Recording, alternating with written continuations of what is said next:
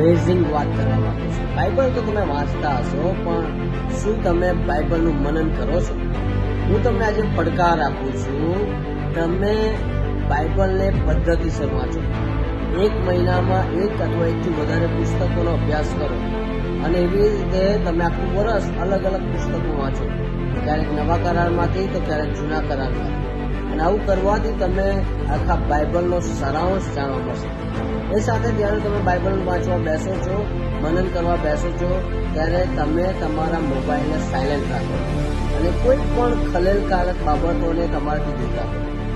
જ્યારે તમે બાઇબલ વાંચો છો ત્યારે તમે એમાંથી એક પેરેગ્રાફ, એક ફકરા સુધી વાંચો અને એક વખત નહીં, 1 થી 2 થી 3 વખત વાંચો, જ્યાં સુધી તમે એ બરાબર એ પ્રસંગને સમજી ના લો, બરાબર એ વચનો શું કહેવા માંગે છે તમે સમજી ના લો ત્યાં સુધી વાંચો. અને પછી તમે કેટલાક પ્રશ્નો પૂછી શકો.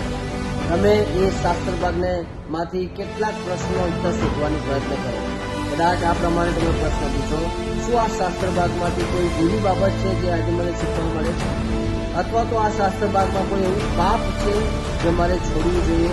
અથવા તો કોઈ એવો નમૂનો છે જે મારે લેવો જોઈએ? અથવા તો આ શાસ્ત્ર ભાગમાંથી કોઈ ઈશ્વર વિશે અજાયબ બાબત છે જે મારે એની પર વિચાર કરવો જોઈએ? અથવા તો શું આ શાસ્ત્ર ભાગમાં કોઈ એવી ભૂલ છે જે મારે પણ એને છોડવી જોઈએ? ઘણી બધી બાબતો.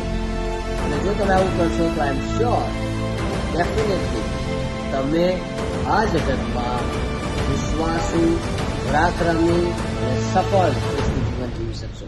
તો આજે જ વાંચવાનું શરૂ કરો. God bless you.